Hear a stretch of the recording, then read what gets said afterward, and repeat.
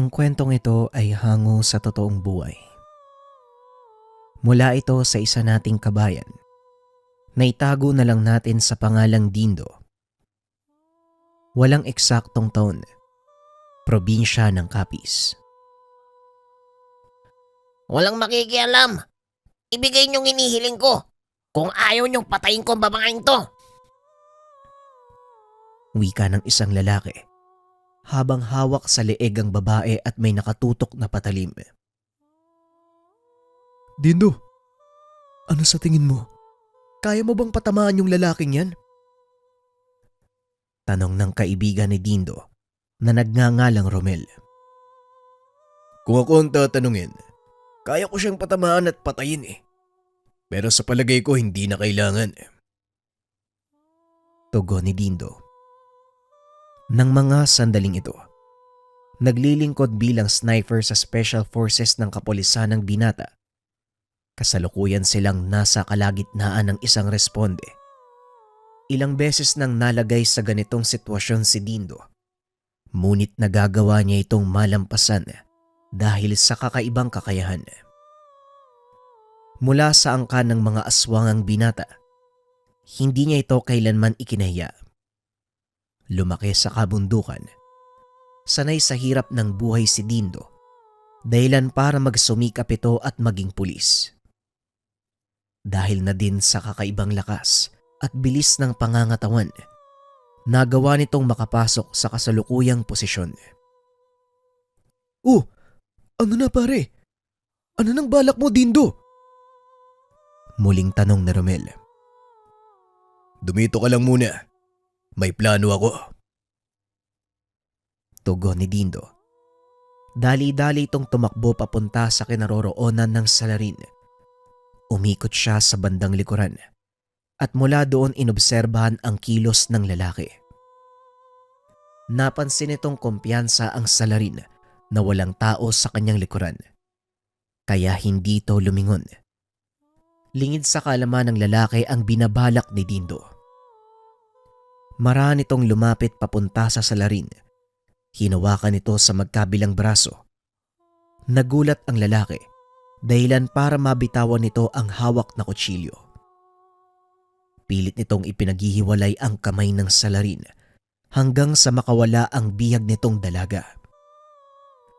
Sinubukan pang manlaban ng lalaki, ngunit wala itong nagawa sa taglay na lakas ng binata. Grabe pare! Kakaiba talaga yung lakas mo, no? Ay, saan ba nanggaling yan? Ang sabi ng iba nating kasama, aswang ka daw eh. Tanong ni Romel. Oo, totoo ang sinasabi nila. Bakit? Hindi mo ba alam yon? Ikaw lang yata sa mga kasama natin ang hindi nakakaalam. Tugon ni Dindo. Syempre. Ako lang naman ang baguhan sa presinto eh. Muling wika ni Romel. Ayan mo, tayong dalawa ang magpartner. Kaya araw-araw mo kung makikita at makakasama. Halika na nga. Umalis na nga tayo dito, nagugutom na ako eh. Tugon ni Dindo. Bigla namang napatras si Romel dahil sa sinabi nito. Uy, pare, puro taba ako ha. Hindi ako masarap ha. Wika ng kaibigan. Tumawa ng malakas si Dindo at inakbayan ang kaibigan. Sira ulo, hindi ako kumakain ng tao. Halika na nga, puro kakalokohan. Muling wika ni Dindo. At dahil bago sa kanya ang kaalaman tungkol kay Dindo, hindi nito maiwasang magtanong. Hindi ka kumakain ng tao. Anong klaseng aswang yung hindi kumakain ng tao? Tanong ni Romel. Ang mga uri ng aswang na kagaya ko, hindi nasanay sa pagkain ng laman ng tao. Lumaki ako sa isang pamayanan ng mga aswang. Pero may disiplina ang pamayanang iyon pagdating sa pagkain ng laman ng tao. Tugon ni Dindo. Kung hindi ka kumakain ng tao, anong uri ng karne ang kinakain nyo? Muling tanong ni Romel. Eto namang ano na to? Mukhang dumadami yung tanong mo ah. Bawat tanong, isang bote ng alak ah. Kahit isang kaha pa, bilisan mo na. Sagutin mo na yung tanong ko. Bakit ba kasi gusto mong malaman ng mga bagay na yan? Gusto mo rin ba maging aswang? Huli ka dito, lalahian kita. Hindi, nagtatanong lang yung tao eh. Syempre, ikaw ba naman yung magkaroon ng pagkakataong maging kaibigan ng isang aswang eh? Hindi ka ba magtatanong? Tuloy na. Libre na lang kita ng isang mangkok na bulalo. Sabi mo yan ah. Isang mangkok na bulalo. Kapag hindi mo ginawa yan, piprituhin kita. Pero oo nga, mga hayop ang kinakain namin at sa katunayan, ang mga tao sa pamayan ng pinanggalingan ko ay mga mangangaso. Mangangaso? Seryoso ka talaga? Wala naman halos gubat dito sa atin ah. Paano kayong namumuhay sa araw-araw kung hayop yung kinakain nyo? Simple lang kaibigan. Naglalakbay ang aming mga kasama noon para mangaso sa ibang lugar. Pero ngayon kasi, may mga nagbebenta na ng karne sa pamilihan. Kaya madalas ako nag-uwi ng isang buong baboy sa tuwing babalik ako sa lugar namin. Doon lang masaya na sila eh. Ayaw namin nang bibiktima ng mga tao. Yan ang mali sa paningin ng mga tao ngayon sa mga aswang. Akala nila kapag aswang, pumapatay ng tao, kumakain ng laman ng tao. Marami sa amin hindi na ganun. Yun yung makalumang pamamaraan eh. Ayos ah. Pati pala yung mga aswang nagbabago din sa paglipas ng panahon. Pero maiba ko pare. Di wala nang mga ngaso sa baryo nyo ngayon. Bumibili na lang kayo eh. Diyan ka nagkakamali kaibigan. Patuloy na nagsasanay ang mga kabataan sa aming baryo para maging mga ngaso. Dahil hindi lang naman sa paghanap ng pagkain ginagamit ang pangangaso. Ang mundong ginagalawan naming mga nilalang. Ang pinagbabatayan nito ay lakas. Nanganganib din kami sa iba pang uri ng nilalang, maging sa kaparehong lahi namin. Kaya kailangan maging malakas ng bawat nilalang sa aming baryo upang maprotektahan ang sarili, maging ang buong angkan. Pagpapaliwanag ni Dindo. Nakulitan na ito sa kakatanong ni Romel. Kaya nagpa siya ang binatang isama na lang ito sa kanilang baryo. Kinabukasan, parehong walang pasok ang dalawa. Maagang umalis ang mga ito dahil medyo malayo sa bayan ang baryo nila Dindo. Grabe naman pare. Nihingal na ako. Malayo na to sa Kabiasnan na, yung kalsada na to. Bilib din ako sa iyo no.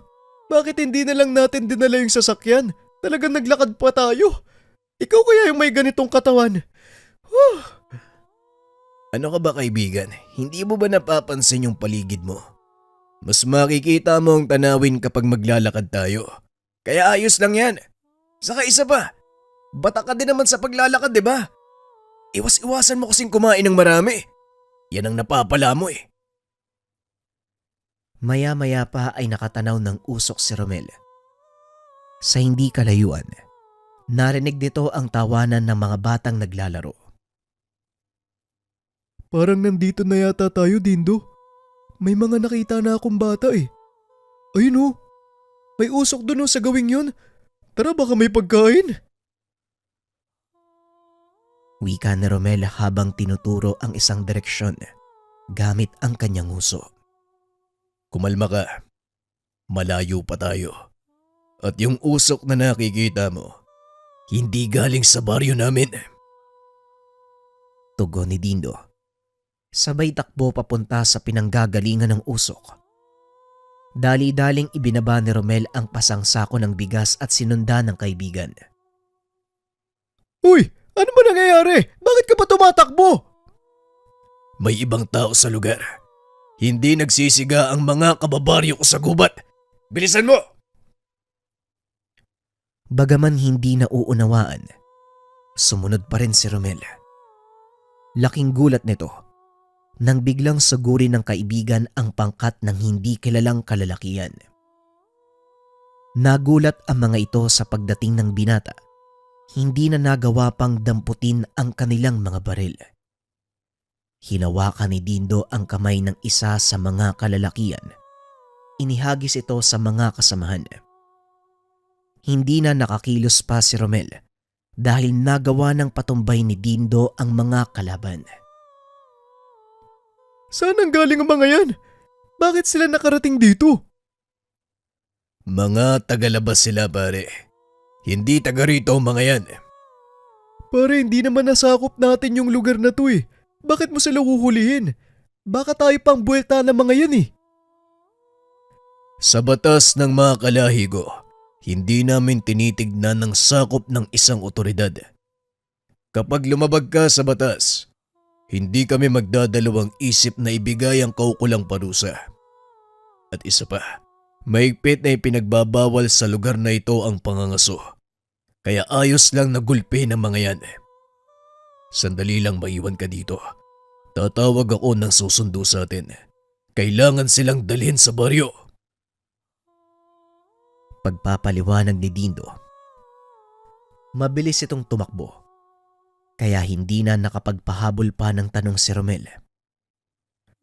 Ilang minuto ang nakalipas ay dumating ang ilang kalalakihan. Nakakubli ang mga ito sa puno, ngunit nakikita sila ni Romel.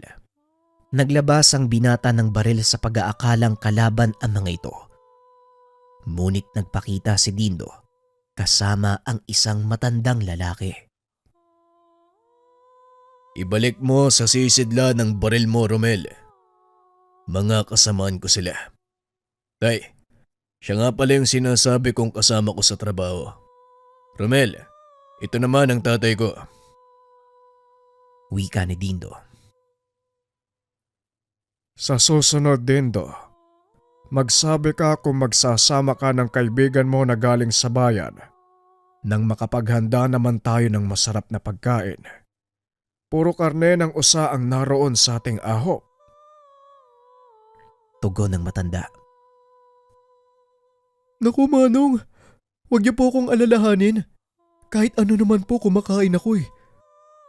Dindo, alam ba ng taong to ang tungkol sa atin? Marami siyang katanungan sa akin. Medyo naaalibadbara na ako eh. Kaya sinama ko na lang para siya na mismo ang tumuklas. Tugon ni Dindo. Dinala ng mga kasamahan ng kanyang ama ang mga kalalakihang nahuli. Tinanong ang mga ito kung anong pakay nila sa lugar. Napag-alaman nila Dindo, mula sa kabilang bayan ang mga ito. Hinahanap nila ang nilalang na sumalakay at pumapatay ng mga kabataan sa kanilang baryo. Kung ganon, bakit kayo dito napadpad sa aming baryo? Masyado na itong malayo kung tutusin. Anong uri ng nilalang ang hinahanap nyo? Tanong ng matanda. Nakikinig lang sa usapan sina Dindo ng mga sandaling iyon. Papunta sa lugar na ito ang bakas ng sinasabi kong nilalang.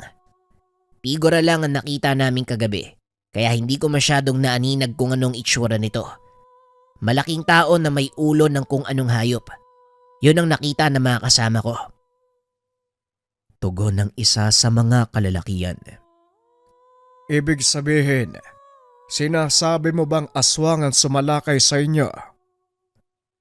Muling tanong ng matanda. Hindi ako sigurado, pero parang gano'n na nga. Ang mga binibiktima nito, pawang kabataan, puso at atay lang ang kinukuha at iniiwan ng katawan. Tugon ng lalaki. Tinanggal ni Mang Heron ang tali sa kamay nito. Hinayaang makaupo ng maayos. Nag-utos din ng matandang bigyan sila ng maiinom. Bagay na labis na pinagtakahan ni Dindo. Sandali lang tay. Bakit niyo sila kinakalagan?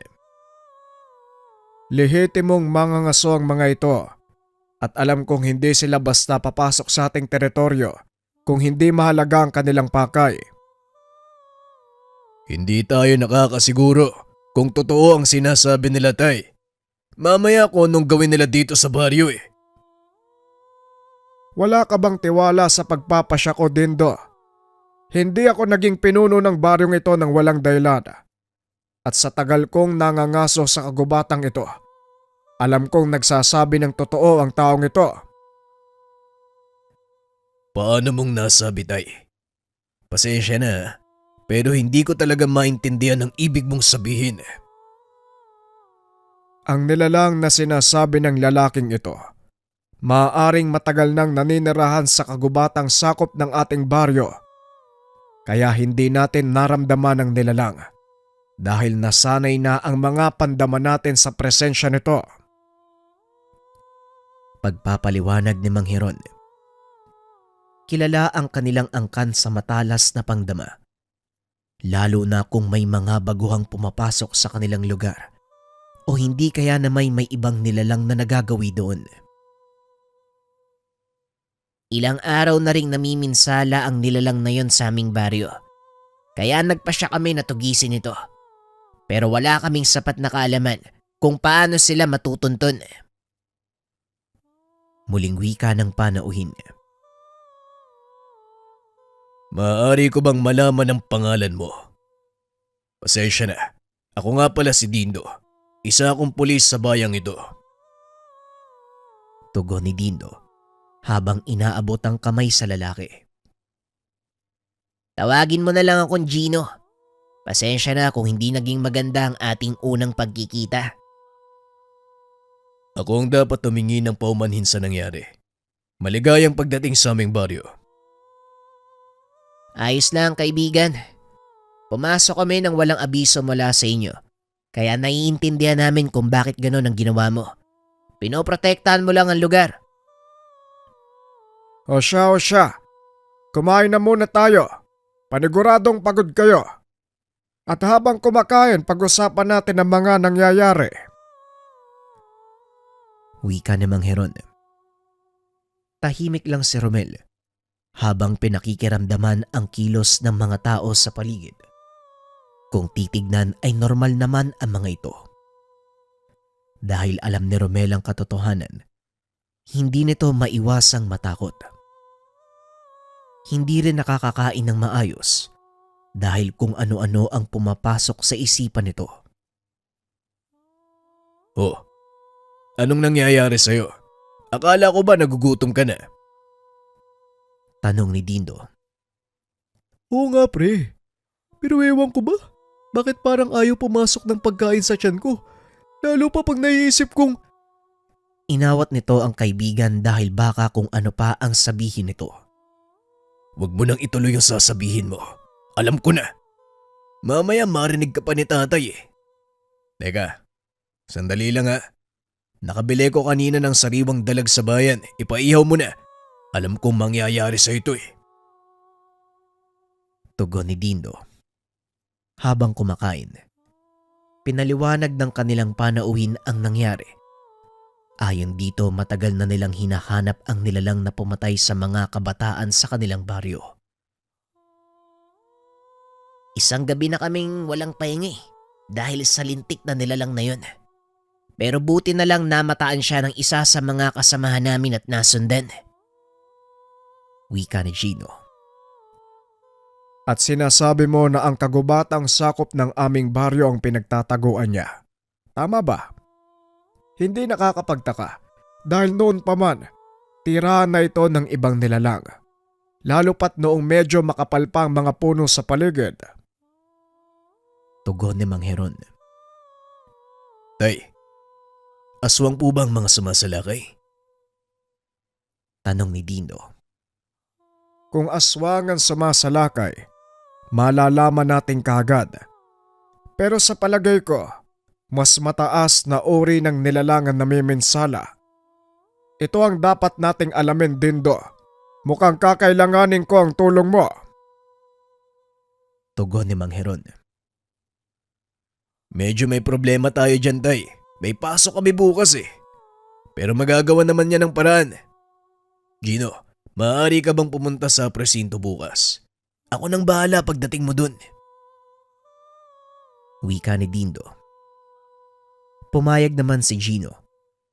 Madaling araw pa lang ay bumaba na ang dalawang binata Pagdating sa presinto, sinabihan ni Dindo si Romel na pumwesto sa harapan. Pag nakita mo si Gino, gumawa ka ng blatter. Papirmahan mo kay Hepe. Ano yung ilalagay ko dun sa blatter? Gumawa ka ng kwento. Sabihin mo nagpunta si Gino para i-report yung nawawala niyang kalabaw. Ikaw nang bahala, alam mo na yan. Tugon ni Dindo. Maya-maya ay nagawa ng tapusin ni Romel ang utos ng kaibigan. Lumabas ng tanggapan ng Hepe at saktong naroon din ang dalawa kasama si Gino. Huwag kang mag-alala ha. Papasamahin ko sa iyo yung dalawa sa mga tauhan ko para... Kami na po ang lalakad, Hepe. Wala naman kaming ginagawa ni Romel eh. Kailangan din namin ng ehersisyo, di ba Romel? Di ba? Nagpapapayat ka, di ba? Wika ni Dindo. Tama ka, Hepe. Kailangan namin ng ehersisyo. Kailangan ko. Kaya kami na lang yung mag-aasikaso ng mga nawawalang kalabaw. Tugon ni Romel. Sinubukang maghanap ng Hepe ng ibang pulis. Ngunit walang tumatanggap ng trabaho dahil may kanya-kanyang dahilan ang mga ito. O siya, sige na nga. Kayo na nga bahala sa kaso na yan. Total, parang gustong-gusto niya namang mamundok eh. Wika ng Hepe. Ngayon, opisyal na nating hawak ang kaso. Kaya maaari na nating gawin ang mga binabalak natin. Halika na. Bumalik na tayo sa baryo. Wika ni Dindo. Nang makabalik ang mga ito, sinimula ni Mang Hero ng pagpaplano sa kanilang mga gagawin. Malakas ang kutob ko na isang talonano ng sumalakay sa inyong baryo. Mahirap tugisin ang mga ganitong uri ng nilalang dahil may kakayahan silang maglaho sa oras na tumapat sila sa kahit anong anino. Pagpapaliwanag ni Mang Heron. Marahil tama po kayo, Manong. Kaya siguro hindi na namin nasundan ang mga naiwang bakas. Bakas? Sandali lang. Hindi nag-iiwan ng bakas ang mga talunanon. Dindo, nakita niyo ba yung mga bakas na yon?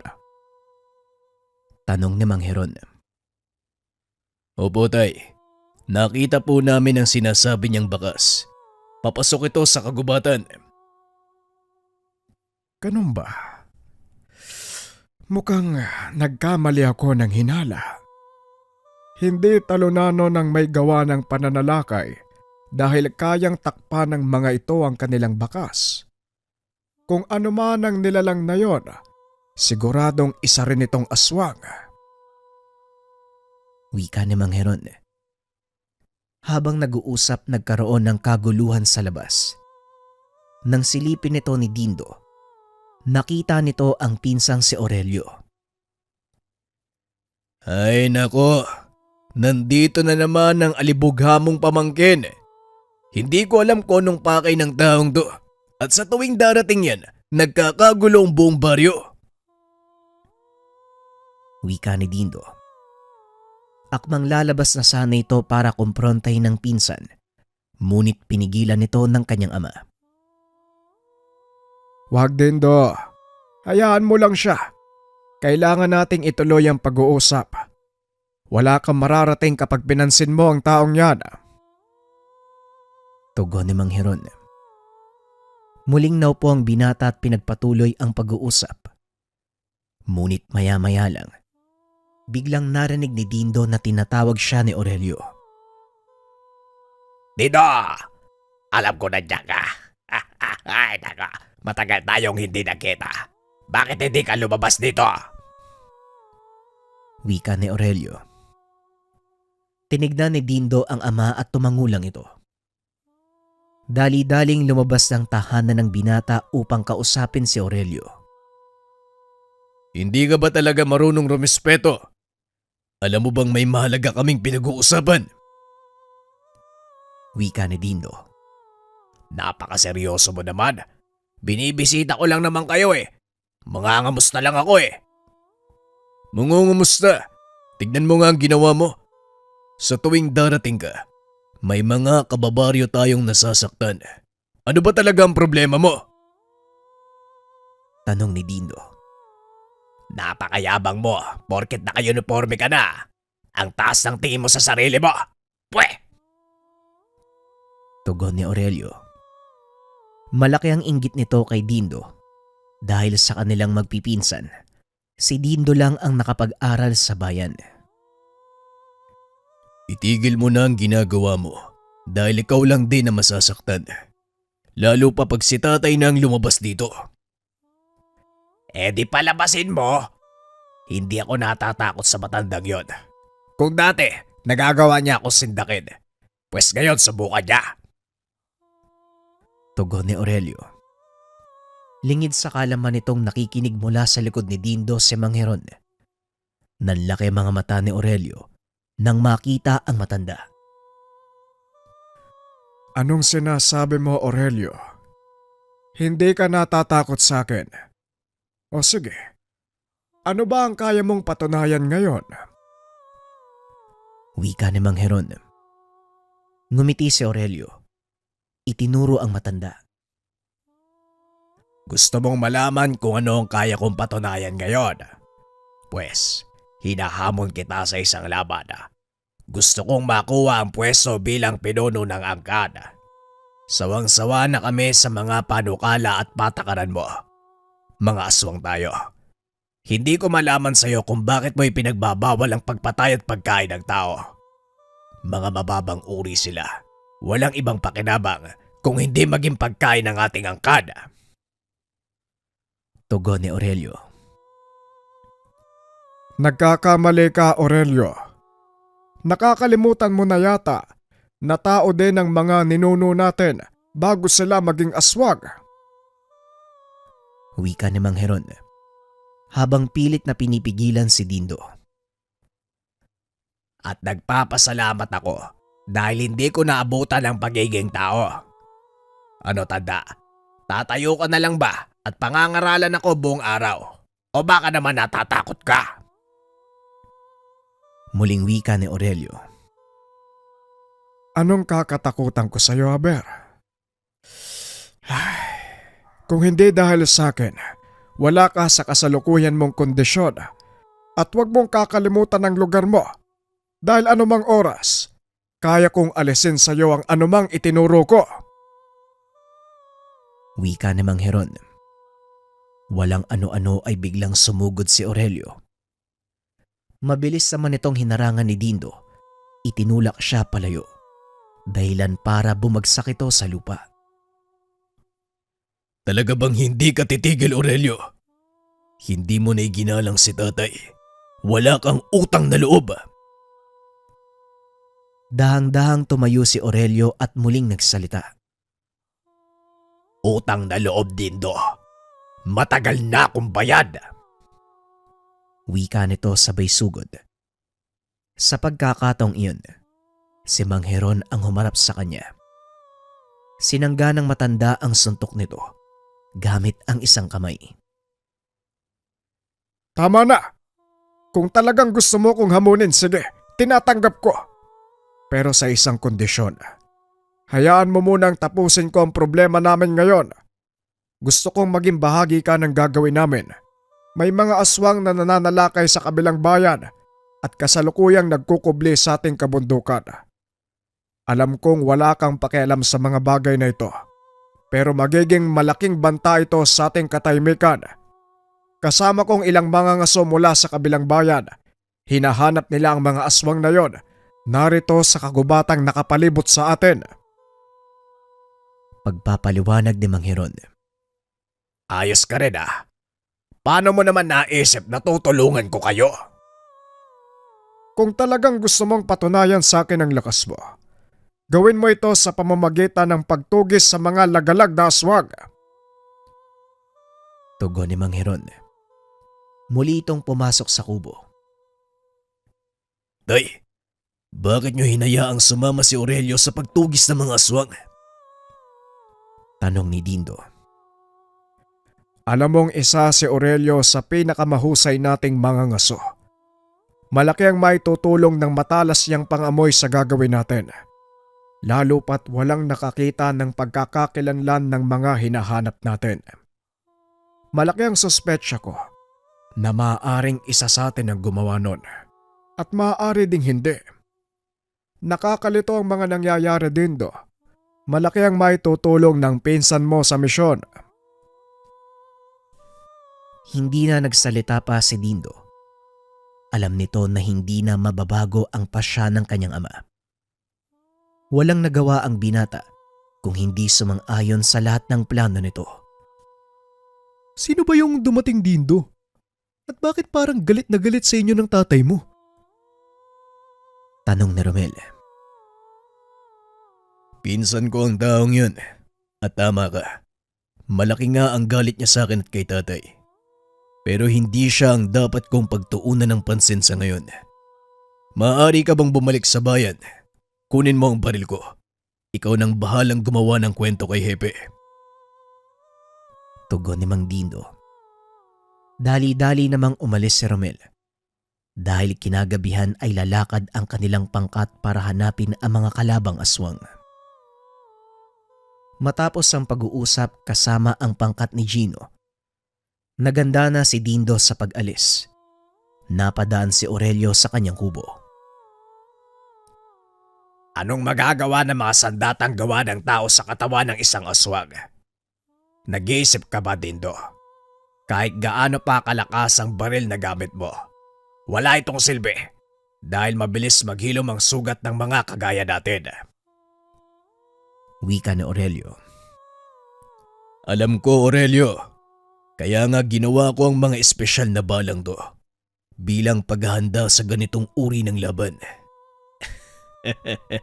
Ang bunga kala ko nga, hindi ko magagamit yan eh. Tugon ni Dindo. Sabay pakita ng 7 pirasong bala sa pinsan. Ang mga balang yun, ibinabad sa dugo ng babaeng usa na mabisang lason sa kahit anong uri ng elemento. Aba, bahala ka nga. Basta huwag kang harang sa dadaanan ko. Muling wika ni Aurelio. Ikaw ang maghaharang sa linya ng paningin ko mamaya dahil hindi ako magdadalawang isip na barilin ka. Matapos ang pag-uusap kagad nang umalis si Aurelio, dumating naman si Romel bitbit ang rifle ng binata. Mabuti na lang hindi na nagtanong pa si Hepe. Eto, nagdala pa ako ng ilang magasin ng bala. Mukhang hindi lang iisa ang kalaban natin eh. Wika ni Romel at natawa si Dindo dahil may suot itong kwintas na gawa sa bawang. Ano ba yung suot mo? Sa tingin mo may magagawa yung bawang? Tanong ni Dindo. Di ba? Yan yung sinasabi ng mga tao. Pangontra daw sa aswang ang bawang. Wika ni Romel. Ay nako, huwag ka nga magpapaniwala dun. Amin na nga yan. Ibibigay ko kay Aling Maring para magamit sa pagluluto. Tugon ni Dindo. Sa tingin mo, Dindo, gaano ba kalakas yung mga makakalaban natin? Tatapatin kita, Romel. Delikado ang misyon na to. Kaya naiintindihan ko kung aatras ka. Masyadong malalakas sa mga aswang. Kahit sabihin pa nating pangkaraniwan lang sila, hindi sila tinatabla ng mga sandatang gawa ng tao. 3 beses na mas mataas ang pisikal na lakas nila ko ikukumpara sa mga kalahi mo. Pagpapaliwanag ni Dindo. Ngayon pa ba ako atras nandito na tayo? At isa pa, gusto ko ring maranasan kung paano makipagbakbakan sa mga aswang. Sawa na ako sa mga tao. Wika ni Romel. Hapon na ng mga oras na yun. Inaantay na lang nilang matapos ang paghahanda ng grupo ni Gino. Nang masiguradong handa na ang lahat, muling nilinaw ni Mang Heron ang kanilang dapat gawin. Hahatiin natin sa 3 ang grupo. Ang ilan ay mula sa pangkat ni Gino, sasama sa pangkat na pinamumunuan ni Dindo. Ikaw naman, Aurelio, pamunuan mo ang mga nag-aabang sa gawing kanluran ng gubat. Matapos magbigay ng panuto kagad ng lumakad ang grupo. Gaya ng napag-usapan, may kanya-kanyang tungkulin ang bawat isa. Ang grupo ni Dindo ang nakatalagang mag-abang sa mga kalaban, kaya naganap ito ng mapagtataguan. Romel, umakyat ka sa punong yan at kahit anong mangyari, Huwag kang gagalaw. Wika ni Dindo. Dali-dali namang umakyat si Romel sa tinurong puno ng kaibigan. Pumwesto na din ang binata sa pinakamataas na bahagi ng gubat. Tahimik ang paligid. Tanging huni ng mga kulisap at kuliglig ang maririnig. Wala ni isa sa mga mangaso ang kumikilos. At kung wala kang kalam-alam, hindi mo makikita ang kinaroroonan ng mga ito. Sa paglipas ng oras, unti-unti nang nakakaramdam ng pagkabagot si Dindo. Nangangalay na din ang paa nito sa kinaupo ang sanga. Akmang kikilos na sana nang biglang makaramdam ang binata ng mahinang pitik sa tagiliran. Mara niya itong nilingon at nakita si Aurelio. Sumisenyas ito na tumahimik, sabay turo sa bandang ibaba. Nilingon ng binata ang direksyong itinuturo ng pinsan. Nanlaki ang mga mata nito nang makita ang dalawang nilalang na naglalakad sa loob ng gubat. Marahang ibinaling ni Dindo ang kanyang rifle sa mga nilalang, ngunit pinigilan nito ni Aurelio. Huwag kang magpapaputok. Hindi lang sila ang nandito. May ilan pang nakatago. Bulong ni Aurelio. Sinilip ng binata ang teleskopyo na noon ay nakatutok sa direksyong itinuro ng pinsan. Hindi makapaniwala si Dindo. Napakaraming kalaban ang nag-aabang sa kanila. Teka, mukhang alam nilang nandito tayo ah. Sa palagay ko, isang patibong ang pinasok natin. Mukhang hindi mga pangkaraniwang aswang ang kalaban. Wika ni Aurelio. Tinignan nito ang bawat pwesto ng mga kasamahan. Nakitang wala pa rin kumikilos sa kanila. Ngunit nang mapalingon si Aurelio sa kinaroroonan ni Mang Heron, nakita nito ang isa sa mga kalaban na susugod sa ama. Sasakmalin nito si Mang Heron, kaya dali-daling tumalon si Aurelio para iligtas ang tiyuhin. Dahil sa ginawang ito ni Aurelio, tuluyang nabisto ang kanilang kinaroroonan. Nagsipagsugod ang mga kalaban. Dali-daling tumayo ang mga kasama nila Dindo upang salubungin ang puwersa ng mga kalaban. Inumang ni Dindo ang baril sa mga kalaban. Isa-isa itong pinaputukan. Gamit ang pangkaraniwang bala, nagsipagtumbahan ang mga kalaban. Ang ipinagtataka ni Dindo, bakit tinatablan ng bala ang mga aswang. Maging si Aurelio ay nagulat dahil napakahina ng kanilang mga nakaharap. Dahil sa nangyari, unti-unting nagsipag-atrasan ang mga kalaban. Anong nangyari? Bakit sila umaatras? Ang akala ko ba, malakas ang mga kalaban? Tanong ni Aurelio. Yan din ang ipinagtataka ko, Aurelio. Kahit ang mga nakita niyong nagpalit ng anyo, masyado silang may hina. Tugon ni Mang Heron. Maya-maya ay dumating si Romel. May pasa nitong buhay na kalaban. Magaling Romel.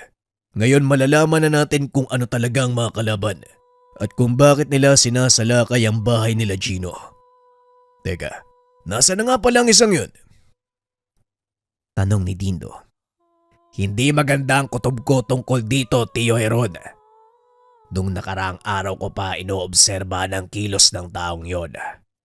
Alam ba ng taong yon na baryo ng aswang ang pinasok niya? Wika ni Aurelio. Hindi namin sinabi sa kanya.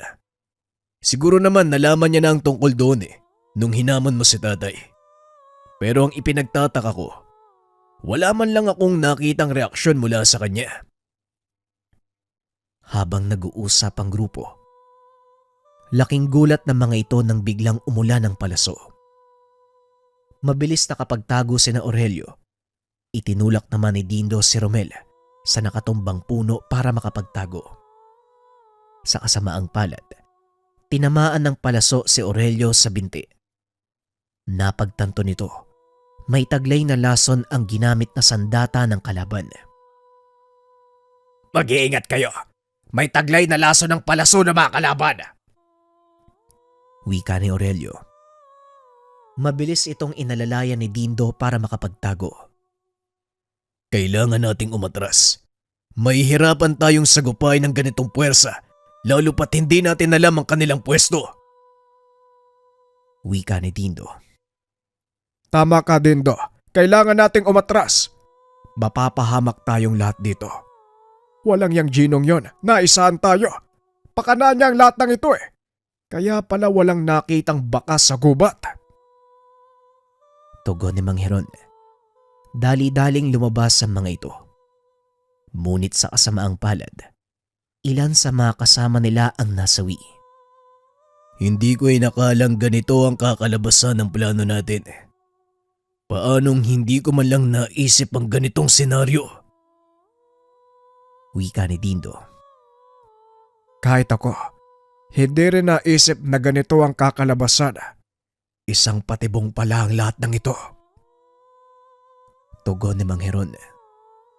Masyado kayong nagtiwala sa mga tao. Alam nyo naman na simula pa noon, iisa lang ang gusto nilang mangyari. Yun ay ubusin ang lahi natin. Tignan mo, Tio Heron, ang mga taong pilit mong pinoprotektahan ay siya ding gustong umubos sa lahi mo. Wika ni Aurelio. Hindi ito ang tamang oras para magsisiyan. Kailangan mahanap ang pangkat ni Gino at pagbayarin sila sa mga nangyari. Tugon ni Dindo. Eto, paano tong nahuli natin? Napalingon si Aurelio sa sugatang bihag at sinunggaban ito. Walang yaka. Ikaw at ang kauri mo ang dapat mawala. Kayo mismo ang sumisira sa kapayapaan ng mundong ito. Ibinubuntun nyo ang sisi sa aming mga aswang. Nananahimik kami sa kagubatan, pero pilit nyong sinisira ang kapayapaang gusto naming buuin. Pinigilan ni Dindo ang pinsan. Ngunit napapagtanto nito na tama si Aurelio. Magulos dili ka, Aurelio. Alam kong tama ka. Ngunit may mga bagay pa tayong kailangan linawin sa taong yan. Wika ni Dindo. Hindi nito inasahan ang susunod na gagawin ni Aurelio. Siguraduhin mo lang na makakakuha ka ng sagot sa pamamagitan ng diplomatikong pamamaraan. Dahil kung hindi, ako ang pipiga sa taong yan. Tugon ni Aurelio. Namangha si Mang Heron sa ipinakita ng pamangkin. Habang tinatanong ni Romel ang kanilang bihag, kinausap naman ni Mang Heron si Dindo. Mukhang malaki na ang pinagbago ng pinsan mo. Kahit naroon pa rin ang maangas niyang pagkatao, naging mas mahinahon na siya kung ikukumpara noon. Nawala na ang pabugso-bugso niyang ugali. Yan nga din ang napansin ko. Isa pa sa kinagulat ko, Tay. Nakinig siya sa sinasabi ko. Siguro nga naging hinog na ang pag-iisip ni Aurelio. Kung hindi lang namatay ang kanyang ama, siguro siya ang tatanghaling pinuno. Aminin ko, magaling sa pagdedesisyon si Aurelio. Isa ito sa kanyang mga kalakasan. Ngunit nadadaig ito ng kanyang kainaan at yon ay ang bigla-biglang pagpapasya. Lahat naman tayo nagbabago. Siguro napagtanto na din ni Aurelio na panahon na para kumilos ng naayon sa kanyang katayuan. Pag-uusap ng mag-ama. Maya-maya pa ay lumapit sa kanila si Romel. Sumunod naman si Aurelio. Nauna pa itong magtanong kung ano ang nangyari. May nakuha ka bang impormasyon? Tanong ni Aurelio. Oo, tama ang hinala nyo. Patibong nga ang lahat eh. Si Gino at ang mga kasama niya napagutusang magkunwaring mga ngasong naghahanap ng isang nilalang. Tugon ni Romel at ayon pa dito.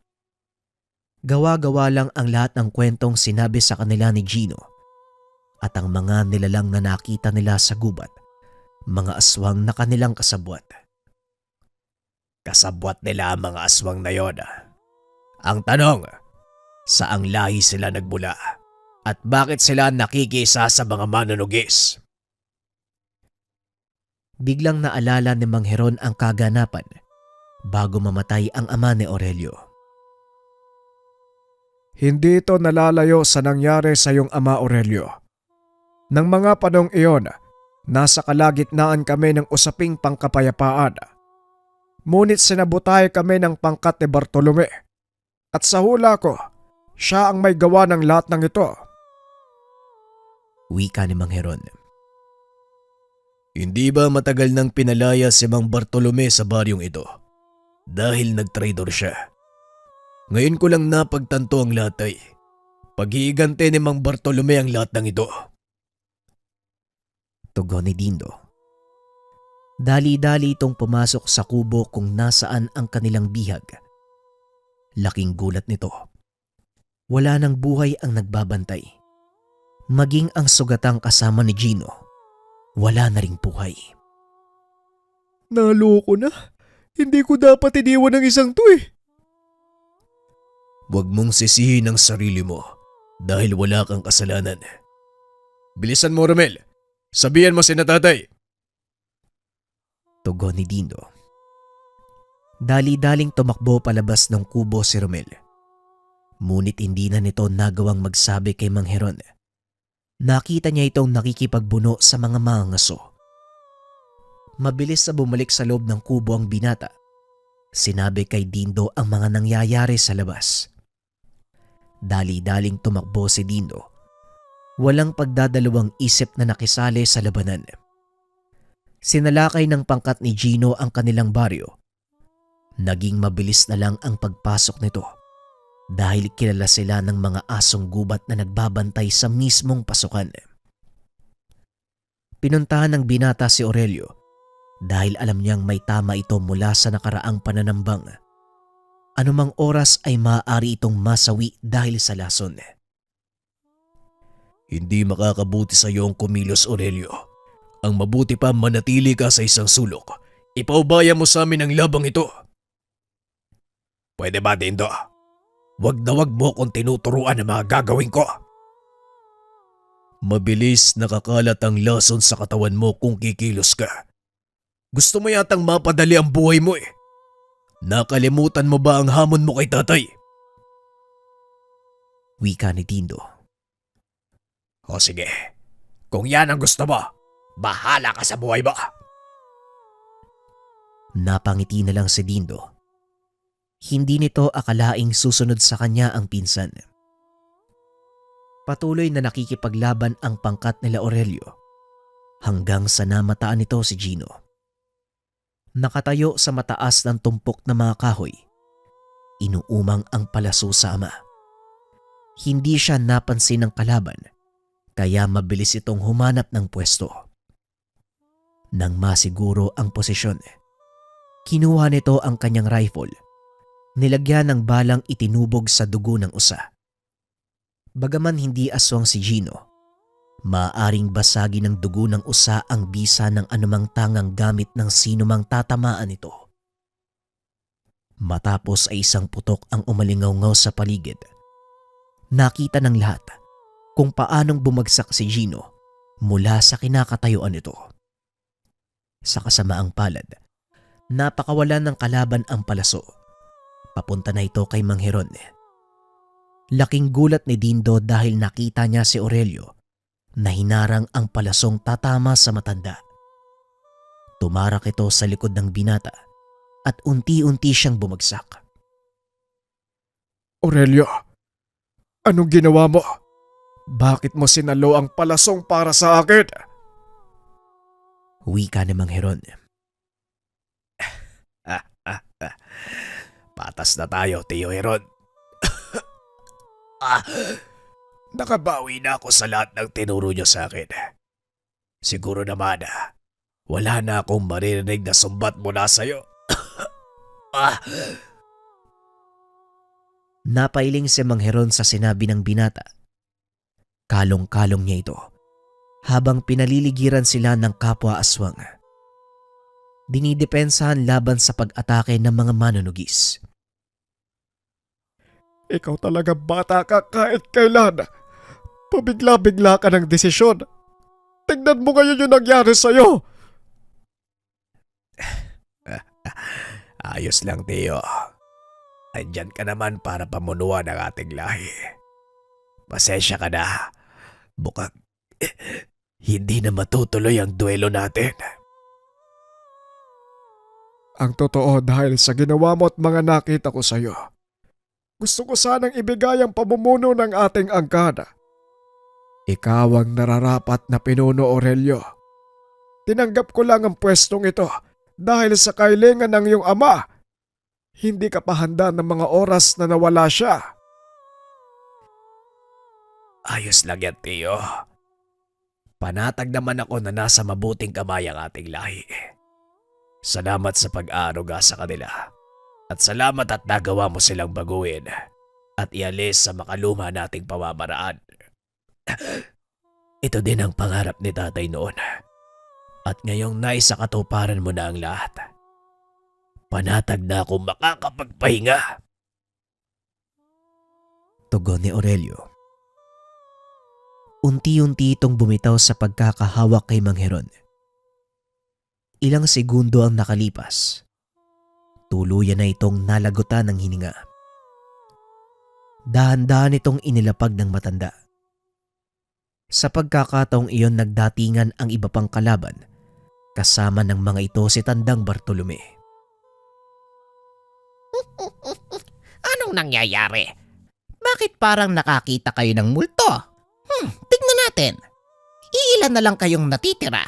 Kakayanin niyo pa ba ang kasama kong puwersa? Wika ni Tandang Bartolome. Nakatayo sa tabi nito ang mga aswang na nasa totoo nilang anyo. Talagang hindi ka matatahimik, Bartolome. Wika ni Mang Heron. Napatingin si Dindo sa ama. Bigla itong nakaramdam ng malakas sa bugso ng enerhiya mula sa matanda. Palatandaan na handa na itong pumatay. Paano kung mananahimik? Pinalayas ng kapatid mo ang aking pangkat para makuha ang pamumuno sa angkang ito. Pero nasaan siya ngayon? Nasa ilalim ng lupa. Pinagpipiestahan ng mga bulate. Ganyan din ang mangyayari sa'yo, Heron. Muling wika ni Tandang Bartolome. Sabay senya sa mga alagad nito. Nagsipagsugod ang mga aswang. Ngunit laking gulat ni Dindo dahil biglang umalingaw-ngaw ang sunod-sunod na putok ng kanyang rifle. Nilingon ng binata ang pinagmumulan at nakita si Romel. Nakadapa sa bubong ng isa sa mga kubo. Pinagbabaril ang mga aswang na nakapaligid kay Tandang Bartolome hanggang sa wala nang natira sa mga ito. Nagsipagpulasan na din ang mga mangasong tauhan ni Gino nang makita nilang patay na ang kanilang pinuno. Mukhang hindi na mangyayari ang sinasabi mo, Mang Bartolome. Tignan mo, ikaw na lang mag-isa ang naiwan. Hindi ka sasantuin ng bala ng kaibigan ko kahit gaano ko pa kabilis kumilos. Tatamaan at tatamaan ka pa din. Kaya umatras ka na habang may oras pa. Huwag mo ko nililinlang, Dindo. Alam kong hindi gumagana ang sandata ng mga tao sa ating katawan. Ibinabad ko sa dugo ng babaeng usa ang bala ng rifle ko. Tignan mong mabuti ang katawan ng mga tauhan mo. Pinagmasdan ni Tandang Bartolome ang katawan ng mga kasama. Unti-unti itong naaagnas hanggang sa tuluyang maging abo. Sa ginawa mo ngayon, hindi na kita papalampasin. Wika ni Mang Heron. Mabilis itong kumilos papunta sa kinakatayuan ng kalaban. Walang pagdadalawang isip itong sinakal. Ngunit nanlaban si Tandang Bartolome.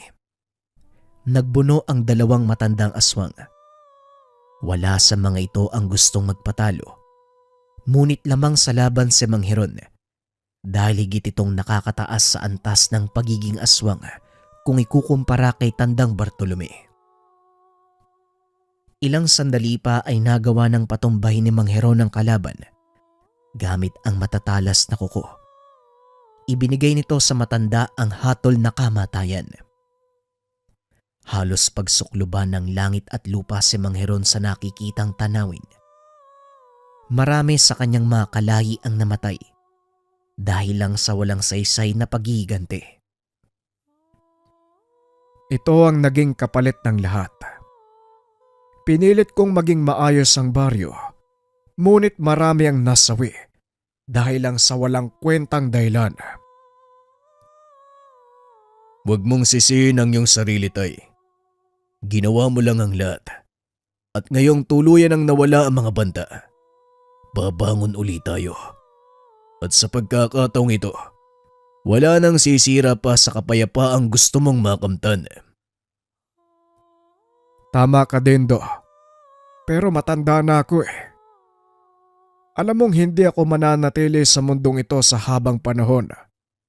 Kaya sa bandang huli, sayo ko pa rin iaatang ang pamumuno at pagbangon ng baryo.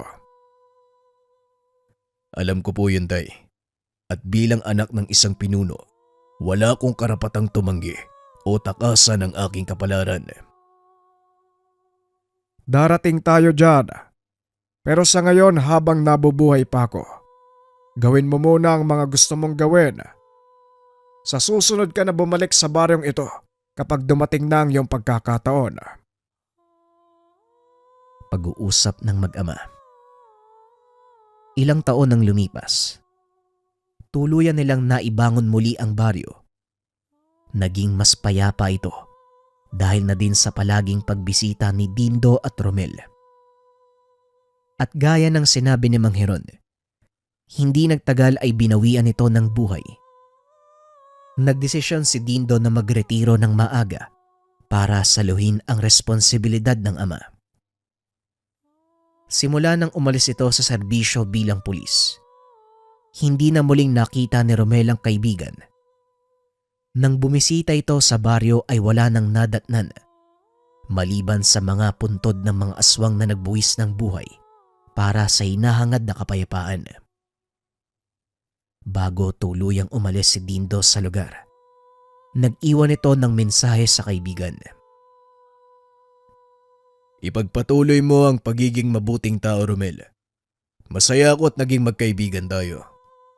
Sana'y gawin mong ehemplo ang mga nangyari at palaging piliin ang mapayapang pamamaraan. Ito na ang huling mga salitang iiwanan ko sa'yo. Mag-iingat ka palagi, kaibigan. Hindi naman mapigilan ni Romel ang maluha habang pinagmamasdang maglakad palayo ang matalik na kaibigan. Bilang alaala, isinulat nito ang naging talambuhay ni Dindo na siyang naging dahilan kung bakit nakaabot ang kwentong ito sa inyo. Isa lang si Dindo at ang kanyang angkan sa mga masasabi nating naghahangad ng kapayapaan. Ginusto nilang mamuhay kasama ng mga tao, ngunit ang kalupitan ng mundong kanilang ginagalawan ang siyang nagsisilbing pader para mangyari ito. Naway kapulutan nyo ng aral ang naging kwento ni Dindo at ng kanyang angkan. Bagaman hindi naging malinaw ang kanilang naging kapalaran, masaya pa rin si Romel dahil nagkaroon siya ng pagkakataong makasalamuha, makipaglaban kasama ang mga nilalang o mas kilala na mga ngasong aswang. Ang susunod nating kwento mga kabayan ay tungkol sa puting kalabaw. Alam niyo naman kung gaano kalakas ang usapin kapag kalabaw na ang pinag-uusapan natin mga kabayan dahil dito nagmula ang lahi ni Haring Balaw. Paalala mga kabayan, ito'y dating kwento na ninarrate ko lang uli dahil karamihan sa inyo ay nagre-request ng mahabang upload. Kaya naman dinuduktungan ko ng mga dati nating kwento, nire-record ko lang siya uli mga kabayan.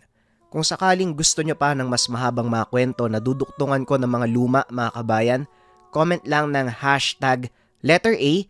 Kapag maraming letter A ako nakita mga kabayan, ganito na ang palagi kong gagawin dito sa channel ng Kwentong Bayan. Pero syempre yung unang storya, bagong storya, din yung susunod ay mga lumang storya na inanarate ko uli. Kayong bahalang humusga, simulan na natin ang kwento ng Puting Kalabaw. Ang kwentong ito ay hango sa totoong buhay. Mula ito sa isa nating kabayan na itago na lang natin sa pangalang Mundoy. Taong 1945, Mindoro. Nang mga panong ito, 8 taong gulang pa lamang si Mundoy. Tandang-tanda pa niya ang madalas makita sa itaas ng bundok. Isang puting kalabaw. Hindi naman ito kalayuan mula sa bahay, kung kaya't kitang-kita niya ang ginagawa ng hayop tuwing hapon. Mabilis na lumipas ang panahon. Naging 18 anyos na itong si Mundoy. Naging normal na lamang sa kanya na makita ang kalabaw tuwing hapon. Ngunit minsan, hindi maalis ang pagdududa sa isipan. Sino ba ang nagmamay-ari sa kalabaw na nakikita? Ngunit mas binigyan ng pansin ni Mundoy na tulungan sa paghahanap buhay ang Lolo Puldo at si Lolo Toning. Naging abala ito at madalas makitang nagtatrabaho sa malawak nilang lupain. Apo, mauna ka na matapos mong akutin niyang mga uling ha. Tulungan mo na lang ang lola mo sa pagsasako ng mga liplip at baka bumuhos na ang ulan. Ako na ang bahala sa 2 sakong koprang may iwan mo. Wika ni Lolo Puldo. Ang liplip ay isang bungang kahoy na tinadtad at binilad sa araw. Kung ito ay tuyo na, kagad itong binuburo hanggang sa magmukhang pulbo. Maaari nang gawing puto o bibingka. Napatango na lamang si Mundoy bilang pagsang-ayon sa lolo. Ang matanda ay magno-90, pero tila mas malakas pa sa kalabaw ang pangangatawan. Lumaki din sa poder ng lolo at lola si Mundoy sa kadahilanan. Namatay ang kanyang ina sa panganganak sa kanya. Ang ama nito, hindi na nagparamdam nang malaman na nagbunga ang kanilang pagsasama.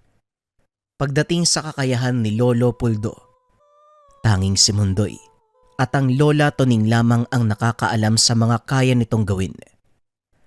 Dahil sa lawak ng lupain, araw-araw pa nitong iniikot ang dulo ng lupain sa hindi malamang dahilan. Tuwing araw naman ng Sabado, sinasadyang pumunta ni Mundoy sa bayan upang kitain si Marie. Halos 5 buwan nang magkasintahan ng dalawa. Alam din ni Lolo Puldo at Lola Toning ang kanilang relasyon. Kahit minsan, hindi naging tutol ang dalawang matanda sa relasyon ng dalawa. Dahil alam ng mga ito na nasa tamang gulang na ang kanilang apo. Kung sakali mang mabuntis ito ni Mundoy, magagawa niya itong buhayin. Ayon naman sa pagkakakilala ni Mundoy kay Marie, ito ay bunso sa 5 magkakapatid. Meron ding malawak na lupain ang mga magulang nito. Kung kaya't katulad ni Mundoy, sanay din sa mabigat na trabaho si Marie. Isang hapon habang pauwi si Mundoy, masaya naman itong sinalubong ni Lolo Puldo. Apo, maaari ba kitang makausap? Tumango na lang si Mundoy bilang pagsang-ayon. Mas minabuti pa nitong magtimpla ng kape dahil mukhang mapapasarap ang usapan nila ni Lolo Puldo. Makalipas ang ilang minuto, habang papalapit si Mundoy kay Lolo Puldo, napansin naman nito ang masayang mukha ng lolo. Pagbigay nito ng mainit na kape, bungad na wika nito sa kanya. Apo, alam kong sasaya ka kapag magsasama na kayo ng iyong kasetahan ha. Hindi naman sa minabadali kita pero kung gusto mo nang bumukod, maaari mo itong gawin. Talaga po ba, Lolo? Paano naman po kayo ni Lola? Ako na lang po yung umaalalay sa inyo eh. Alam mo, Doy, hindi natin alam ang mga maaaring mangyari bukas o sa makalawa. Walang nakakalam ng ating hinaharap. Kaya mas mabuti nang maging maagap. Huwag mo kaming alalahanin ng lola mo dahil kaya pa naman namin. Dahil sa mga sinabi ng matanda, kung kaya't inisip na lang ni Mundoy na tila gusto nitong makita ang magiging apo ng mga ito. Makalipas ang 1 linggo, araw ng Sabado. Habang nagpapahinga ang 2 matanda sa tapat ng tahanan, Bigla itong napatayo habang may ngiti sa muka. Lola, Lolo, mano po? Ito nga po pala si Marie, yung madalas kong nasasabi sa inyo, yung kasintahan ko po. Magandang hapon po, Lolo Puldo at Lola Tuning. Mano po sa inyo? Wika ni Marie. May sasabihin po kami sa inyo. Nagpasya na po kami na magsama. Hindi naman sumagot si Lolo Puldo. Subalit kita sa mukha nito ang galak dahil pinagbigyan siya ng apo. Samantalang maluha-luha namang napayakap si Lola Tuning kay Mundoy at Marie. Makalipas lamang ang isang buwan ay kinasal nga si Marie at Mundoy. Ibinigay naman ni Lolo Puldo kay Mundoy ang 2 ektarya ng lupain bilang panimula sa pagbuo ng pamilya ng apo. Medyo may kalayuan din ang lupang ito sa lugar ni Lolo Puldo. Matarik ang lupain at halos walang taong napapadaan. Ito ang piniling ibigay ni Lolo Puldo sapagkat puno ng pangontra laban sa lahat ng mga panig na nasa kaliwa ang lupang nasasakupan nito. Kapareho ito sa kinalakihang lugar ni Mundoy. Mabilis na lumipas ang 6 na taon. Naging masaya naman ang pagsasama ng mag-asawa. Nagbunga rin ang kanilang pagmamahalan. Masaya itong ibinahagi ni Mundoy kay Lolo Puldo at Lola Tuning. Hindi naman magkamaliw sa tuwa si Lola Tuning subalit tanging ngiti lang ang pinakita ni Lolo Puldo.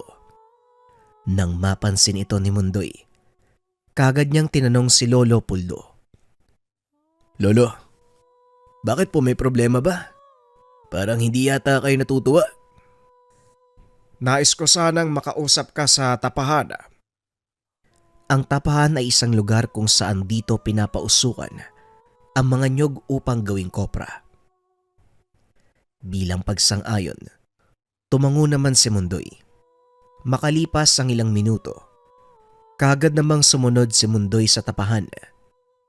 Habang papalapit sa lugar, unti-unti niya namang naririnig ang lolo na tila may kinakausap. Nung una ay binaliwala lang ito ni Mundoy. Hanggang sa makaamoy siya ng isang tabako. Pansin niya ang usok na mula sa tapahan. Makapalang usok na tila may isinalang na kopra si Lolo Puldo. Nagtaka naman si Mundoy sapagkat sa pagkakaalam niya, hindi naninigarilyo si Lolo Puldo at lalong hindi ito ang tamang panahon upang magkopra.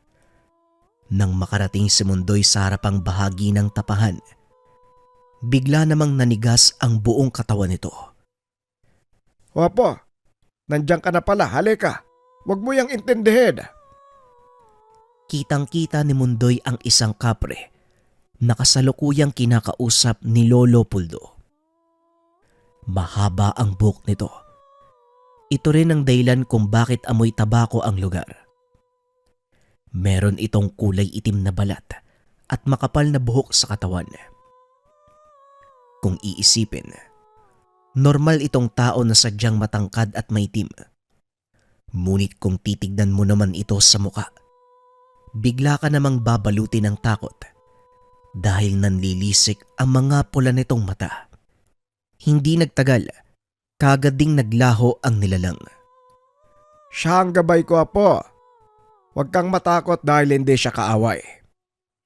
Malaking pagsubok ang ating haharapin sa susunod na mga buwan, kung kaya't mas mainam na ito'y paghandaan. Ano po? Pagsubok, Lolo? Ito ba yung lagi niyong kausap tuwing tutungo kayo sa dulong parte ng lupa natin? Itong nakita ko kanina, pero anong pagsubok po ba'y sinasabi niyo? Oo, apo. Siya nga ang kasama at nakakausap ko kapag pumupunta ko roon. Subalit ngayon, sinadya kong makita mo siya. Isang sigalot ang ating haharapin. Mas mabuti pang malaman mo ito ng maaga. Marahil oras na rin upang harapin mo ang nilalang na palagi mong nakikita sa itaas ng burol. May ibig sabihin ng pagpapakita ng puting kalabaw kay Mundoy. Marahil matagal na itong nag-aantay sa pagpunta ni Mundoy sa bundok na iyon. Subalit hindi rin nagpakita ang nilalang mula nung lumipat ng tahanan si Mundoy pagkatapos itong magpakasal. Mundoy, ayon sa kaibigan kong kapre, isang malakas na lahi ng aswang ang susubok sa ating tahanan. Susubukan ng mga ito na kunin ang iyong anak na nasa sinapupunan ng iyong asawa upang magkaroon tayo ng dagdag pwersa marahil napapanahon na upang puntahan mo ang puting kalabaw na matagal mo nang nakikita. Mas mainam kung pupuntahan mo ito sa susunod na buwan kung saan kasagsagan ng mahal na araw. Hindi na rin umimik si Mundoy. Gayong para din ito sa kapakanan ng kanyang pamilya. Makalipas ang isang buwan, isang araw bago ang mahal na araw, bumalik si Mundoy kay Lolo Puldo kasama ang asawa nito. Saktong Huwebes Santo, sinimulang pumunta ni Mundoy sa kabundukan. Mag-isa lang itong umalis, tulad na napag-usapan nila ni Lolo Puldo. Nung una ay tila normal lang ang lahat. Subalit nang makarating si Mundoy sa paanan ng kabundukan, bigla namang lumamig ang kanyang pakiramdam. Ramdam nito ang mga nilalang na nagmamasid. Ayon kay Mundoy, magkahalong nilalang ang gumagala tuwing mahal na araw. Marami din ang mga kaluluwang ligaw na inalipin ng iilang mababang uri ng demonyo. Medyo madilim na sa lugar at tanging liwanag na lang ng buwan ang nagsisilbing ilaw sa pagtahak ng daan. Sa patuloy na paglalakad patungo sa kabundukan, pansin niya naman ang ilaw na mula sa apoy, kung kaya't kagad niya itong pinuntahan. Nang makarating sa talon, nakita niya ang ilang grupo ng mga kalalakian na tila abala at sumasayaw sa gilid ng apoy. Meron silang hawak na kanya-kanyang sulo habang pinapaikutan ang isang nakasalang nakawa. Dahil dito, kung kaya't panandali ang napahinto si Mundoy upang pagmasdan ang ginagawa ng mga kalalakian. Itinago niya ang sarili sa isang puno. Subalit hindi nagtagal, kagad siyang kinalabit ng isang lalaki. Sino ka? Alam mo bang kapag nalaman nilang nagmamasid ka, hindi yan magdadalawang isip na habulin at kunin yung dugo mo? Wika ng lalaki. Napabalikwas si Mundoy sa kinakatayuan. Lumingon sa likuran. Ngunit kahit saan man siya tumingin, hindi nito makita ang lalaking nagsalita. Dahil dito, kung kaya't mas minabuti niyang lisanin ang lugar. Makalipas ang ilang minutong paglalakad, matagumpay niyang narating ang tuktok ng kabundukan. Nadismaya naman ito nang marating ang lugar. Wala naman doon ang kalabaw. Matyaga siyang nag-antay sa isang malaking biyak na bato upang magbakasakali. Makalipas ang ilang sandali, nagulat naman si Mundoy nang marinig ang kaluskos na nagmumula sa talahib. Sa paglabas ng bilog na buwan mula sa mga ulap, ang pagliwanag naman ang hinahanap niyang kalabaw. Sa patuloy niyang pagmamasid sa nilalang, biglang naagaw ang atensyon ni Mundoy doon sa isang ngipin nito na tila malapit ng mahulog. Ang ipinagtataka niya kung bakit walang nararamdamang sakit ang kalabaw. Balewala lang ang paggalaw ng ngipin nito habang patuloy sa pagkain ng damo. Nang makita niyang nahuhulog na ito, bigla naman siyang napabalikwas, kagad na pinuntahan ng kinaroroonan ng kalabaw. Sakto namang nasalo ito ng bunganga bago pa tuluyang mahulog sa lupa.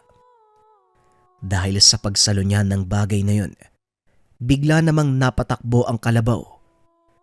Hindi rin lubos akalain ni Mundoy na sa ganitong paraan niya makukuha ang mutya ng puting kalabaw. Muli rin siyang bumalik sa malaking biyak na bato upang magpahinga. Habang nakasandal, bahagya niya namang kinuha sa bibig ang ngipin ng kalabaw. Inilagay ito sa pulang tela na gawa ni Lolo Puldo. Akala niya matatapos na ang lahat. Subalit sa hindi malamang dahilan, bigla siyang nakaramdam ng maaliwalas na hangin at paggaan ng buong katawan. Sa patuloy niyang pagmamasid sa paligid, bigla namang nakaagaw ng atensyon ni Mundoy ang isang makisig na lalaki. Mundoy! Matagal rin bago mo sinagot ang pagtawag ko. Naway gamitin mo sa tama ang kapangyarihan ng mutsyang ibinigay ko sa iyo. Huwag kang mabahala sapagkat ako ang gabay ng hawak mong mutya. Para lang maging malinaw ang lahat, ako ang kanang kamay ng aming hari. Ngunit dahil tinanggap mo na ang mutya na matagal ko nang gustong ibigay, panandalian akong titigil sa kanya. Magmula ngayon, ikaw ang aking paglilingkuran. Wika nito. Ayon kay Mundoy, maamo ang pagbumuka ng lalaki. Kulay puti at mahaba ang buhok. Agaw pansin din ang nagniningas nitong espada na nakasabit sa likod. Kagad namang naglaho ang gabay matapos tumango ni Mundoy bilang pagsang-ayon sa mga sinabi nito. Kinabukasan, maagang nagpunta si Lolo Puldo kay Mundoy. Doy, ay maging magalak ka sapagkat mataas na antas ng engkanto ang nararamdaman ko sa iyo. Batid ko na yan na ang iyong gabay. Maaari na rin kayong umuwi kung nanaisin niyo. Basta ang sa akin lang, huwag kang mag-atubiling bumalik dito kung kakailanganin mo ng aking tulog. Sige po Lolo, maraming salamat po sa inyo ni Lola. Uwi na rin kami pagkatapos namin magagaan. Makalipas ang ilang buwan, kabuwanan na ni Marie habang abala sa bukid si Mundoy. Kampante naman nitong iniwanan si Marie sa tahanan, gayong alam niya na may nakabaon na pangontra sa kanilang lupain. Isang hapon habang abala sa pagwawalis si Marie, naroon ito sa labas ng tahanan. Bigla nitong kinagulat nang marinig ang isang tinig. Neng, maaari bang makahingi ng may inom? Wika ng lalaki. Nagtaka si Marie sapagkat ngayon niya palang nakita ang matanda. Humpak na ang mukha nito at tila galing pa sa isang mahabang paglalakbay. Punong-puno ng putik ang kamay at paa na parabang nagukay ito bago napadaan sa kanilang tahanan. Subalit mas nangibabaw ang awa ni Marie sa matanda. Kagad na kumuha ng maiinom upang ibigay. Naiabot niya naman ng maayos ang tubig. Subalit nang maubos na ito ng matanda, dahan-dahan itong lumingon sa kanya habang walang tigil sa pagtulo ang laway. Nakaramdam ng takot si Marie. Nanigas ang buong katawan. Maraming salamat, Neng. Hindi mo lang alam kung paano mo kong napasaya. Wika nito. Hindi pa rin nakakagalaw si Marie. Hinihimas pa ng matanda ang kanyang tiyan. Gusto'y mang gumalaw at sumigaw. Hindi naman ito nais ng kanyang sarili. Sa bawat himas ng matanda sa tiyan ni Marie, ramdam niya ang kirot. Panay din ang galaw ng bata na tila nasasaktan ito sa ginagawa ng matanda. Hanggang sa bigla na lang itong tumalsik dahil sa lakas ng pagkakatadyak ni Mundoy. Demonyo ka! Sa dami ng bibiktimahin, talagang asawa ko pa! Muli niya sanang susugurin ang aswang. Bigla itong bumangon at kumaripas ng takbo. Napakabilis ng kilos na parabang lumulutang lang ang paa. Kitang-kita ni Mundoy kung paano itong umapak sa dahon ng talahib na tila ba lumilipad dahil sa sobrang gaan. Hindi na rin tinangkapang sundan ni Mundoy ang nilalang dahil nawalan ng malay si Marie.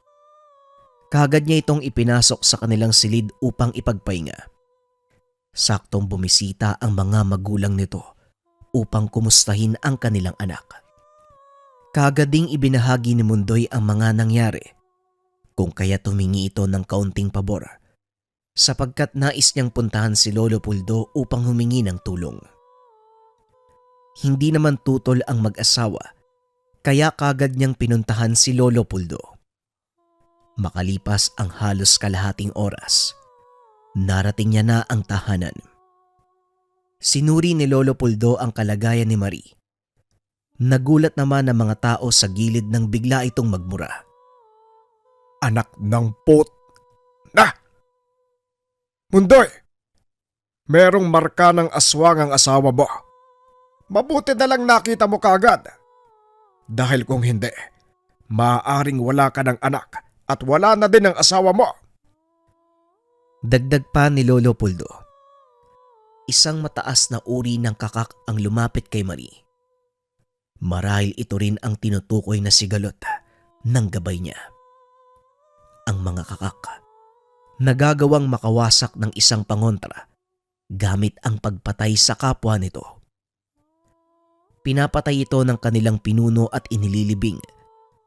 Kapag matagumpay nang makuha ng pinuno ang nais itong biktimahin, muling mabubuhay ang mga sinakripisyo sa loob ng 3 araw. Tanging ang pinuno lamang ng mga ito ang susugod kapag nagawa na nilang mawasak ang pangontra. Nakahanda na po ako, Lolo. Kahit anong klaseng nilalang ang dumating. Handa ako makipagbasaga ng muka. Mailigtas ko lang ang aking magina. O sige, ngayong gabi pupuntahan natin ang pinagkukutaan ng demonyong yan. Pagpatak ng 9:00 ng kasalukuyang gabi, umalis ang maglolo. Bitbit ang tag-isang habak at isang gasera bilang kanilang ilaw sa daan. Ayon sa nakalap kong impormasyon, 2 bayan pa mula dito ang pugad ng mga demonyong yon. Pero wag kang mag-alala. Sundan mo lang ako. Sa patuloy nilang paglalakad, bahagyang napatigil ang dalawa nang makita ang isang talon. Ito rin ang talon kung saan nakita ni Mundoy ang mga kalalakihang nagriritual. Hindi niya ito nabahagi kay Lolo Puldo. Kaagad na pumasok ang dalawa sa isang maliit na kuweba. Makalipas ang ilang minutong paglalakad, bigla namang pinatay ni Lolo Puldo ang sindi ng gasera. Sa paglabas natin, meron tayong makikitang bundok. At sa paanan nito ang kuta ng ating sadya. Ako nang bahala sa alagad. Samantalang ikaw naman ang dapat tumapos sa aswang na lumapit sa iyong asawa. Tandaan mo, pugutan mo ng ulo at sunugin upang tumigil na rin ang mga alagad nito sa pag-atake. Tumangulang naman si Mundoy bilang pagsang-ayon kay Lolo Puldo. Nang marating ng dalawa ang paanan ng kabundukan, rinig ng dalawa ang boses ng humihingi ng tulong. Agaw pansin din ang amoy na tila matagal nang nabubulok. Dahan-dahan itong pinasok ng maglolo hanggang sa marating nila ang gitnang bahagi ng baryo. Kitang-kita ni Mundoy kung paanong binabalatan ng buhay ng iilang kalalakihan ang isang babaeng nakapatiwarik. Wala na rin siyang magagawa pa sapagkat nangingisay na ang babae. Indikasyon na namatay na ito. Sa patuloy na paglalakad, bigla silang napatigil nang makita ang isang tahanan na nasa itaas ng puno. Sige na, akyatin mo na yan. Ako nang bahala dito sa baba. Subalit bigla namang nagulat ang dalawa nang marinig ang isang boses na nagmumula sa taas ng tahanan. Ang lakas naman ng loob niyong sumugot sa lungga ko. Talagang minamadali niyo ang inyong buhay. Kung sa bagay, kapag namatay kayo, magiging masaya ang aming taon. Manahimik kang demonyo ka. Walang ibang buhay ang mawawala dito kung hindi sa'yo. Hindi kita mapapatawad. Pamilya ko pa ang pinunterya mo. Kagad na binunot ni Mundoy ang hawak niyang tabak. Ibinaon sa lupa. Mabilis ding naglapitan ang alagad ng nilalang na siyang hinarap ni Lolo Puldo kasama ang gabay nitong kapre. Kung titignan ng dalawa, tila nakikipaglaban lang ito sa mga nagwawalang nilalang. Sa pagsugod ni Mundoy sa pinunong kakak, bigla itong nag-iba ng anyo. Mabilis na tumungo sa mas mataas na bahagi ng puno. Biglang nagkumpulan ang alagad ng nilalang. Mabilis na umatake kay Mundoy. Ngunit sa talim at haba ng hawak niyang tabak, madali niyang napapatay ang mga nilalang. Subalit sa dami ng mga ito, hindi naging madali ang lahat. Habang abala sa mga pasugod na kakak si Mundoy, hindi niya naman napansin ang pagsugod sa likuran ng pinunong kakak. Subalit lubos ang pagkagulat ng nilalang. Tanging damit lang ni Mundoy ang napinsala. Muli ring bumalik sa tuktok ang nilalang. Ilang sandali pa, tila hindi nauubos ang mga ito. Kitang-kita na rin ang pinsala na natamo ng gabay ni Lolo Puldo. Dahil sa hindi na nagiging pabor sa kanila ang sitwasyon, kung kaya't tinawag ni Mundoy ang gabay ng mutya. Sa paglitaw ng engkanto, bigla namang napatigil ang lahat dahil sa nagniningas nitong espada. Hindi rin ito nagdalawang isip na sumugod sa mga nilalang. Pinagtatapyas ang ulo ng mga kakak. Tinignan siya ng gabay. Itinuro nito ang nilalang na nananatili sa itaas. Dahil dito, walang pag-aalinlangan na sinugod ito ng gabay. Bigla namang bumaba ang nilalang. Sumabay na ng atake si Mundoy. Nang lumapat ang kanyang kamao sa ulo ng nilalang, tumalsik ang mukha nito sa lupa. Susubukan pa sanang bumangon. Inapakan nito ng gabay ni Mundoy. Hindi rin nagtagal. Humiwalay ang ulo nito sa kanyang katawan. Habang nasusunog ang ulo ng nilalang, bigla namang nangisay ang mga alagad nito.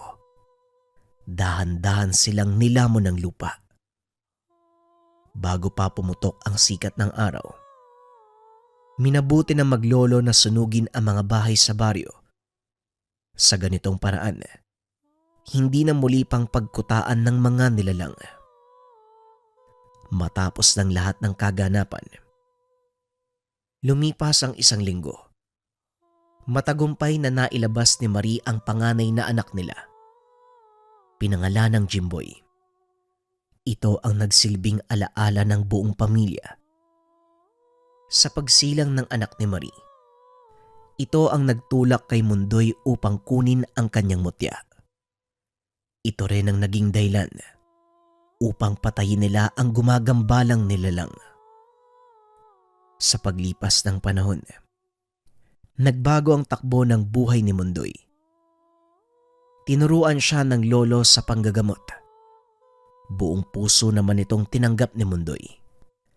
Ito ang naging buhay niya. Naging isang kilalang albularyo. Maraming pinagaling. Maraming pinarusahan na masamang nilalang. Ito ay dahil sa tulong ng gabay ng puting kalabaw.